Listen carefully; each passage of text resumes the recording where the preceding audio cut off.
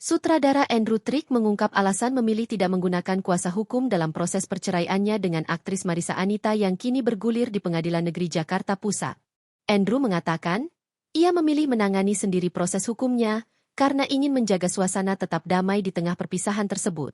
Karena saya punya perasaan yang sangat baik kepada Marissa, dan saya merasa biasanya kalau, ya, saya bisa sendiri, ujar Andrew di PN Jakarta Pusat, Rabu, 26 November 2025. Menurut Andrew, menjalani proses perceraian tanpa kuasa hukum merupakan langkah yang tepat baginya, terutama karena ia tidak ingin menimbulkan konflik apapun dengan Marissa. Saya merasa kalau tidak mencari konflik apapun, tidak membutuhkan kuasa hukum. Saya bisa meneliti sendiri dan berbuat terbaik bagi saya dan bagi Marissa. Mewakili diri sendiri itu hal yang sangat baik, kata Andrew.